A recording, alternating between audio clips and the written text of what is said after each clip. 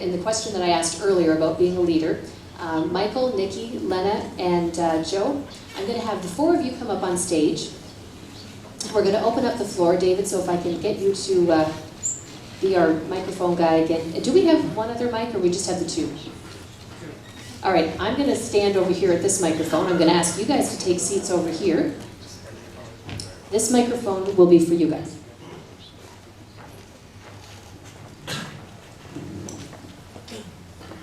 All right.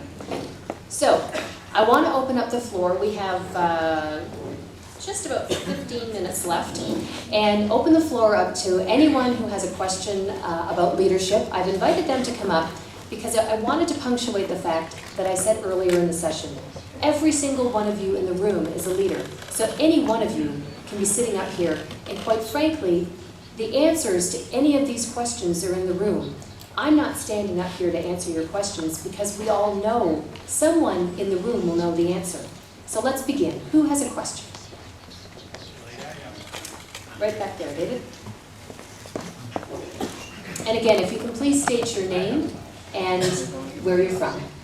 Okay, hi, Jaime Angulo from San Jose, California, Silicon Valley, Rotary Club of Silicon Valley. I have a question. Have you ever need as leaders to use the mediation tool to be better leaders? I'm sorry, I didn't hear the question accurately. Yeah, mediation. Have you used mediation? Sorry, that's I'm from Colombia originally, so I'm still my ESL kicks in. Mediation. Yeah, the answer is no.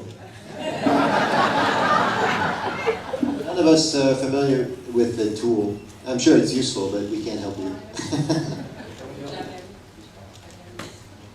No. Has anyone else had experience with this? Anyone in the room?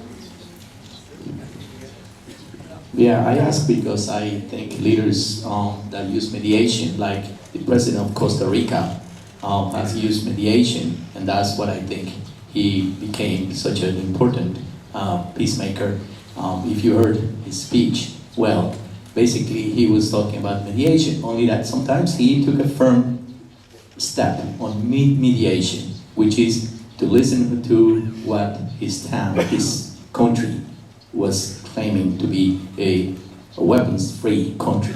So I used mediation when I was a kid, and I learned that leadership through mediation is a great tool when I was seeing my student mates fighting, and I will always separate them. And I say, hey, can we talk about this and listen to each other? Excellent. Jennifer, yes. If I may, I think in Rotary land, the board of directors often serves as a mediation tool. So Freud used to call it the talking cure. You'd have smart people talk about what's happening and come to some sort of, it would be like self-mediation, a group mediation. That's the only application that I've ever applied. You've got something, Nikki? In general, I think, in my role as a leader, wherever I am, I always seek first to understand. And I think that's very important. And you need to know who you're working with and understand where they're coming from. And you can build a collaborative leadership spirit going forward. And I think one of the things too, before we go on to our next question, in terms of the former president, you know, when you looked at the words that we just put up here that describe who we are, persevering was one of them. I mean, certainly those words were textbook for the way he approached things. And so thank you for bringing that up. Next question.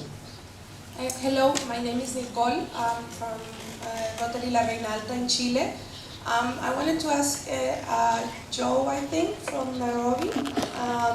You know, I have the same, I'm the youngest in my club, and I was wondering what was your biggest challenge as a president and how you manage it, you know, having people that are from different ages. Thank you. I was hoping to get the easy questions. So I was actually a little fortunate to have been part of a team building and leadership training institute where I was a coach, a team building and leadership coach. And one of the things that I had recognized was that younger teams tend to get immediately into action, while older teams that are more mature people spend more time planning. before they get into action.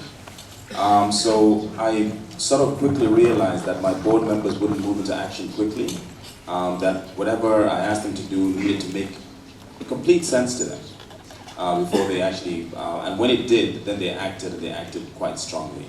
So I think for me that was one of the biggest lessons. And I think over that period of time, I built really strong relationships, and I think relationships are a very important part. Those one-on-one relationships are a very important part of the leadership process. Excellent, thank you, Joe. Lena? May I comment on that as well? Because I was actually the youngest member and the first female in my club. And to my big surprise, they asked me to join. That meant I was wanting. So when I opened my mouth, or when I didn't, they were actually listening to me. And my sort of way to do that back was I wanted to learn from the older men. And when they quickly realized that I wanted to learn, they wanted to teach and they wanted to listen to me. Excellent, thank you. We had a question, hands up down there. Gal in the white, and then we'll go to... Gail, Loyalton, California, incoming district governor for 5190, and so I think I noticed, Michael, that your slide said that you're an incoming district governor. And I've heard you speak, and I was very impressed, and it seems like you have a lot of things going on, so why in the heck did you want to be district governor? May I answer that one? I'm like Jennifer. I love being president so much. I couldn't wait for my next assignment. I remember being at a conference one time with past president of Rotary International, Ray Klingensmith. Y'all know Ray? And I said to Ray one time, I want to be, this is after I finished being president, and I said I wanted to be more involved with Rotary. I wanted to do more. And I asked him if he had any advice for me. And he said, well, you know, Michael, he's got a southern accent, Ray. Michael, have you ever been district governor? And I said, well, no, I haven't, Ray. And he said, well, you might want to think about that. He says, because being a district governor is like getting your union card.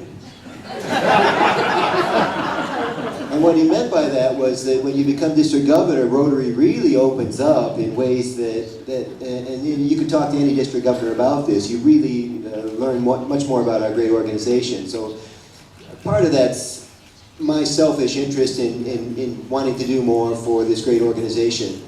But the more I learn, the more I want to do, and I think a lot of us feel that way. So it's not a secretive answer.